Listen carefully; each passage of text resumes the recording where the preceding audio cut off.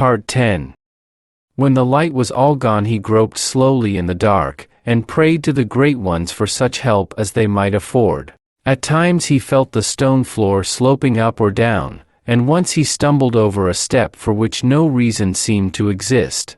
The farther he went, the damper it seemed to be, and when he was able to feel a junction or the mouth of a side passage, he always chose the way which sloped downward the least. He believed, though, that his general course was down, and the vault-like smell and incrustations on the greasy walls and floor alike warned him he was burrowing deep in Lang's unwholesome tableland.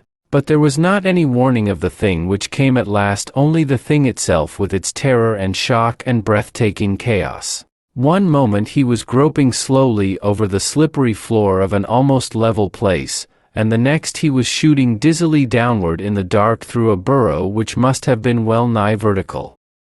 Of the length of that hideous sliding he could never be sure, but it seemed to take hours of delirious nausea and ecstatic frenzy. Then he realized he was still, with the phosphorescent clouds of a northern night shining sickly above him. All around were crumbling walls and broken columns, and the pavement on which he lay was pierced by straggling grass and wrenched asunder by frequent shrubs and roots. Behind him a basalt cliff rose topless and perpendicular, its dark side sculptured into repellent scenes, and pierced by an arched and carven entrance to the inner blacknesses out of which he had come. Ahead stretched double rows of pillars, and the fragments and pedestals of pillars, that spoke of a broad and bygone street, and from the urns and basins along the way he knew it had been a great street of gardens. Far off at its end the pillars spread to mark a vast round plaza, and in that open circle there loomed gigantic under the lurid night clouds a pair of monstrous things.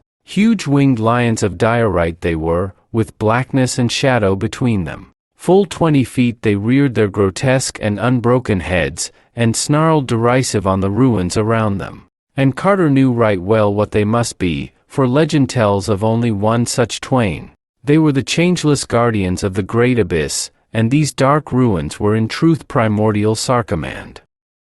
Carter's first act was to close and barricade the archway in the cliff with fallen blocks and odd debris that lay around. He wished no follower from Lang's hateful monastery, for along the way ahead would lurk enough of other dangers. Of how to get from Sarcomand to the peopled parts of Dreamland he knew nothing at all, nor could he gain much by descending to the grottos of the ghouls, since he knew they were no better informed than he. The 3 ghouls which had helped him through the city of Gugs to the outer world had not known how to reach Sarcomand in their journey back, but had planned to ask old traders in Dilathleen. He did not like to think of going again to the subterrene world of Gugs and risking once more that hellish Tower of Koth with its cyclopean steps leading to the enchanted wood, yet he felt he might have to try this course if all else failed. Over Lang's plateau past the lone monastery he dared not go unaided, for the high priest's emissaries must be many, while at the journey's end there would no doubt be the Shantax and perhaps other things to deal with. If he could get a boat he might sail back to Ingenach past the jagged and hideous rock in the sea, for the primal frescoes in the monastery labyrinth had shown that this frightful place lies not far from Sarcomand's basalt quays. But to find a boat in this aeon-deserted city was no probable thing, and it did not appear likely that he could ever make one. Such were the thoughts of Randolph Carter when a new impression began beating upon his mind. All this while there had stretched before him the great corpse-like width of fabled Sarcomand, with its black broken pillars and crumbling sphinx-crowned gates and titan stones and monstrous winged lions against the sickly glow of those luminous night clouds. Now he saw far ahead and on the right a glow that no clouds could account for, and knew he was not alone in the silence of that dead city. The glow rose and fell fitfully, flickering with a greenish tinge which did not reassure the watcher. And when he crept closer, down the littered street and through some narrow gaps between tumbled walls, he perceived that it was a campfire near the wharves with many vague forms clustered darkly around it, and a lethal odor hanging heavily over all. Beyond was the oily lapping of the harbor water with a great ship riding at anchor, and Carter paused in stark terror when he saw that the ship was indeed one of the dreaded black galleys from the moon. Then, just as he was about to creep back from that detestable flame, he saw a stirring among the vague dark forms and heard a peculiar and unmistakable sound. It was the frightened meeping of a ghoul, and in a moment it had swelled to a veritable chorus of anguish. Secure as he was in the shadow of monstrous ruins, Carter allowed his curiosity to conquer his fear, and crept forward again instead of retreating. Once in crossing an open street he wriggled worm-like on his stomach, and in another place he had to rise to his feet to avoid making a noise among heaps of fallen marble. But always he succeeded in avoiding discovery, so that in a short time he had found a spot behind a Titan pillar whence he could watch the whole green-litten scene of action. There, around a hideous fire fed by the obnoxious stems of lunar fungi, there squatted a stinking circle of the toad-like moon beasts and their almost human slaves. Some of these slaves were heating curious iron spears in the leaping flames, and at intervals applying their white-hot points to 3 tightly trussed prisoners that lay writhing before the leaders of the party. From the motions of their tentacles Carter could see that the blunt-snouted moon beasts were enjoying the spectacle hugely, and vast was his horror when he suddenly recognized the frantic meeping and knew that the tortured ghouls were none other than the faithful trio which had guided him safely from the abyss and had thereafter set out from the enchanted wood to find Sarcomand and the gate to their native deeps. The number of malodorous moon beasts about that greenish fire was very great, and Carter saw that he could do nothing now to save his former allies. Of how the ghouls had been captured he could not guess, but fancied that the grey toad-like blasphemies had heard them inquire in Dilathleen concerning the way to Sarcomand and had not wished them to approach so closely the hateful plateau of Lang and the high priest not to be described. For a moment he pondered on what he ought to do, and recalled how near he was to the gate of the ghouls' black kingdom. Clearly it was wisest to creep east to the Plaza of Twin Lions and descend at once to the gulf, where assuredly he would meet no horrors worse than those above, and where he might soon find ghouls eager to rescue their brethren and perhaps to wipe out the moon beasts from the Black Galley. It occurred to him that the portal, like other gates to the abyss, might be guarded by flocks of nightgaunts, but he did not fear these faceless creatures now. He had learned that they are bound by solemn treaties with the ghouls, and the ghoul which was Pickman had taught him how to glibber a password they understood. So Carter began another silent crawl through the ruins, edging slowly toward the great central plaza and the winged lions. It was ticklish work, but the moon beasts were pleasantly busy and did not hear the slight noises which he twice made by accident among the scattered stones. At last he reached the open space and picked his way among the stunted trees and briars that had grown up therein. The gigantic lions loomed terrible above him in the sickly glow of the phosphorescent night clouds, but he manfully persisted toward them and presently crept round to their faces, knowing it was on that side he would find the mighty darkness which they guard. 10 feet apart crouched the mocking-faced beasts of diorite, brooding on cyclopean pedestals whose sides were chiseled into fearsome bas-reliefs. Betwixt them was a tiled court with a central space which had once been railed with balusters of onyx. Midway in this space a black well opened, and Carter soon saw that he had indeed reached the yawning gulf whose crusted and moldy stone steps lead down to the crypts of nightmare. Terrible is the memory of that dark descent, in which hours wore themselves away whilst Carter wound sightlessly round and round down a fathomless spiral of steep and slippery stairs. So worn and narrow were the steps, and so greasy with the ooze of inner earth, that the climber never quite knew when to expect a breathless fall and hurtling down to the ultimate pits, and he was likewise uncertain just when or how the guardian nightgaunts would suddenly pounce upon him, if indeed there were any stationed in this primeval passage. All about him was a stifling odor of nether gulfs, and he felt that the air of these choking depths was not made for mankind. In time he became very numb and somnolent, moving more from automatic impulse than from reasoned will, nor did he realize any change when he stopped moving altogether as something quietly seized him from behind. He was flying very rapidly through the air before a malevolent tickling told him that the rubbery nightgaunts had performed their duty. Awake to the fact that he was in the cold, damp clutch of the faceless flutterers, Carter remembered the password of the ghouls and glibbered it as loudly as he could amidst the wind and chaos of flight. Mindless though night gaunts are said to be, the effect was instantaneous, for all tickling stopped at once, and the creatures hastened to shift their captive to a more comfortable position. Thus encouraged, Carter ventured some explanations telling of the seizure and torture of 3 ghouls by the moon beasts, and of the need of assembling a party to rescue them. The night gaunts, though inarticulate, seemed to understand what was said and shewed greater haste and purpose in their flight. Suddenly the dense blackness gave place to the gray twilight of inner earth, and there opened up ahead one of those flat sterile plains on which ghouls love to squat and gnaw. Scattered tombstones and osseous fragments told of the denizens of that place, and as Carter gave a loud meep of urgent summons, a score of burrows emptied forth their leathery, dog-like tenants.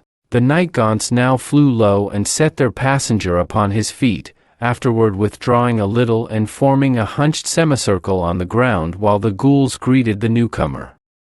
Carter glibbered his message rapidly and explicitly to the grotesque company, and 4 of them at once departed through different burrows to spread the news to others and gather such troops as might be available for the rescue. After a long wait a ghoul of some importance appeared, and made significant signs to the night gaunts, causing 2 of the latter to fly off into the dark.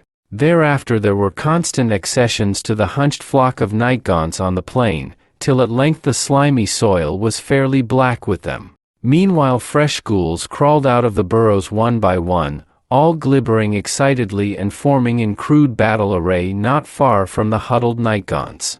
In time there appeared that proud and influential ghoul which was once the artist Richard Pickman of Boston, and to him Carter glibbered a very full account of what had occurred. The erstwhile Pickman, surprised to greet his ancient friend again, seemed very much impressed, and held a conference with other chiefs a little apart from the growing throng. Finally, after scanning the ranks with care, the assembled chiefs all meeped in unison and began glibbering orders to the crowds of ghouls and night gaunts. A large detachment of the horned flyers vanished at once, while the rest grouped themselves 2 by 2 on their knees with extended 4 legs, awaiting the approach of the ghouls one by one. As each ghoul reached the pair of night gaunts to which he was assigned, he was taken up and borne away into the blackness till at last the whole throng had vanished save for Carter, Pickman, and the other chiefs, and a few pairs of night gaunts. Pickman explained that night gaunts are the advance guard and battle steeds of the ghouls, and that the army was issuing forth to Sarkaman to deal with the moon beasts. Then Carter and the ghoulish chiefs approached the waiting bearers and were taken up by the damp, slippery paws. Another moment and all were whirling in wind and darkness endlessly up to the gate of the winged lions and the spectral ruins of primal Sarkamand. When, after a great interval, Carter saw again the sickly light of Sarkamand's nocturnal sky, it was to behold the great central plaza swarming with militant ghouls and night gaunts. Day, he felt sure, must be almost due, but so strong was the army that no surprise of the enemy would be needed. The greenish flare near the wharves still glimmered faintly, though the absence of ghoulish meeping shewed that the torture of the prisoners was over for the nonce. Softly glibbering directions to their steeds, and to the flock of riderless night gaunts ahead, the ghouls presently rose in wide whirring columns and swept on over the bleak ruins toward the evil flame. Carter was now beside Pickman in the front rank of ghouls, and saw as they approached the noisome camp that the moon beasts were totally unprepared. The 3 prisoners lay bound and inert beside the fire, while their toad-like captors slumped drowsily about in no certain order. The almost human slaves were asleep, even the sentinels shirking a duty which in this realm must have seemed to them merely perfunctory. The final swoop of the night gaunts and mounted ghouls was very sudden, each of the grayish toad-like blasphemies and their almost human slaves being seized by a group of night gaunts before a sound was made. The moon beasts, of course, were voiceless, and even the slaves had little chance to scream before rubbery paws choked them into silence. Horrible were the writhings of those great jellyish abnormalities as the sardonic night gaunts clutched them, but nothing availed against the strength of those black prehensile talons. When a moon beast writhed too violently, a night gaunt would seize and pull its quivering pink tentacles, which seemed to hurt so much that the victim would cease its struggles. Carter expected to see much slaughter, but found that the ghouls were far subtler in their plans. They glibbered certain simple orders to the nightgaunts which held the captives, trusting the rest to instinct, and soon the hapless creatures were borne silently away into the great abyss, to be distributed impartially amongst the bolets, gugs, ghasts, and other dwellers in darkness whose modes of nourishment are not painless to their chosen victims. Meanwhile the 3 bound ghouls had been released and consoled by their conquering kinsfolk, whilst various parties searched the neighborhood for possible remaining moon beasts, and boarded the evil-smelling black galley at the wharf to make sure that nothing had escaped the general defeat. Surely enough, the capture had been thorough, for not a sign of further life could the victors detect. Carter, anxious to preserve a means of access to the rest of Dreamland, urged them not to sink the anchored galley, and this request was freely granted out of gratitude for his act in reporting the plight of the captured trio. On the ship were found some very curious objects and decorations, some of which Carter cast at once into the sea.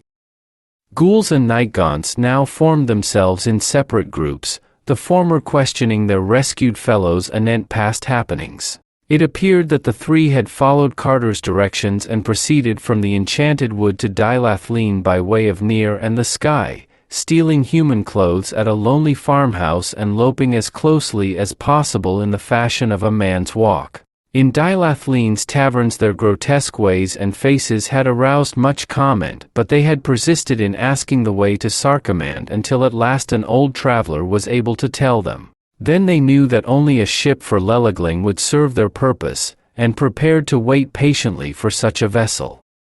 But evil spies had doubtless reported much, for shortly a black galley put into port, and the wide-mouthed ruby merchants invited the ghouls to drink with them in a tavern. Wine was produced from one of those sinister bottles grotesquely carven from a single ruby, and after that the ghouls found themselves prisoners on the black galley as Carter had once found himself. This time, however, the unseen rowers steered not for the moon but for antique Sarkomand, bent evidently on taking their captives before the high priest not to be described. They had touched at the jagged rock in the northern sea which Inganok's mariners shun, and the ghouls had there seen for the first time the real masters of the ship being sickened despite their own callousness by such extremes of malign shapelessness and fearsome odor. There, too, were witnessed the nameless pastimes of the toad-like resident garrison. Such pastimes as give rise to the night howlings which men fear. After that had come the landing at ruined Sarkomand and the beginning of the tortures, whose continuance the present rescue had prevented. Future plans were next discussed, the 3 rescued ghouls suggesting a raid on the jagged rock and the extermination of the toad-like garrison there. To this, however, the nightgaunts objected, since the prospect of flying over water did not please them. Most of the ghouls favored the design, but were at a loss how to follow it without the help of the winged nightgaunts. Thereupon Carter, seeing that they could not navigate the anchored galley, offered to teach them the use of the great banks of oars, to which proposal they eagerly assented. Grey day had now come, and under that leaden northern sky a picked detachment of ghouls filed into the noisome ship and took their seats on the rowers' benches. Carter found them fairly apt at learning, and before night had risked several experimental trips around the harbor. Not till 3 days later, however, did he deem it safe to attempt the voyage of conquest. Then, the rowers trained and the nightgaunts safely stowed in the forecastle, the party set sail at last, Pickman and the other chiefs gathering on deck and discussing modes of approach and procedure. On the very first night the howlings from the rock were heard. Such was their timbre that all the galley's crew shook visibly, but most of all trembled the 3 rescued ghouls, who knew precisely what those howlings meant. It was not thought best to attempt an attack by night, so the ship lay to under the phosphorescent clouds to wait for the dawn of a grayish day. When the light was ample and the howlings still, the rowers resumed their strokes, and the galley drew closer and closer to that jagged rock whose granite pinnacles clawed fantastically at the dull sky. The sides of the rock were very steep, but on ledges here and there could be seen the bulging walls of queer windowless dwellings, and the low railings guarding traveled high roads. No ship of men had ever come so near the place, or at least, had never come so near and departed again, but Carter and the ghouls were void of fear and kept inflexibly on, rounding the eastern face of the rock and seeking the wharves which the rescued trio described as being on the southern side within a harbor formed of steep headlands. The headlands were prolongations of the island proper, and came so closely together that only one ship at a time might pass between them. There seemed to be no watchers on the outside, so the galley was steered boldly through the flume-like strait and into the stagnant foetid harbor beyond. Here, however, all was bustle and activity, with several ships lying at anchor along a forbidding stone quay, and scores of almost human slaves and moon beasts by the waterfront handling crates and boxes or driving nameless and fabulous horrors hitched to lumbering lorries. There was a small stone town hewn out of the vertical cliff above the wharves, with the start of a winding road that spiraled out of sight toward higher ledges of the rock. Of what lay inside that prodigious peak of granite none might say, but the things one saw on the outside were far from encouraging. At sight of the incoming galley, the crowds on the wharves displayed much eagerness, those with eyes staring intently, and those without eyes wriggling their pink tentacles expectantly. They did not, of course, realize that the black ship had changed hands, for ghouls look much like the horned and hooved almost humans, and the nightgaunts were all out of sight below. By this time the leaders had fully formed a plan, which was to loose the nightgaunts as soon as the wharf was touched, and then to sail directly away, leaving matters wholly to the instincts of those almost mindless creatures. Marooned on the rock, the horned flyers would first of all seize whatever living things they found there, and afterward, quite helpless to think except in terms of the homing instinct, would forget their fear of water and fly swiftly back to the abyss, bearing their noisome prey to appropriate destinations in the dark, from which not much would emerge alive. The ghoul that was Pickman now went below and gave the nightgaunts their simple instructions, while the ship drew very near to the ominous and malodorous wharves. Presently a fresh stir rose along the waterfront, and Carter saw that the motions of the galley had begun to excite suspicion. Evidently the steersman was not making for the right dock, and probably the watchers had noticed the difference between the hideous ghouls and the almost human slaves whose places they were taking. Some silent alarm must have been given, for almost at once a horde of the mephitic moon beasts began to pour from the little black doorways of the windowless houses and down the winding road at the right. A rain of curious javelins struck the galley as the prow hit the wharf, felling 2 ghouls and slightly wounding another, but at this point all the hatches were thrown open to emit a black cloud of whirring nightgaunts which swarmed over the town like a flock of horned and cyclopean bats.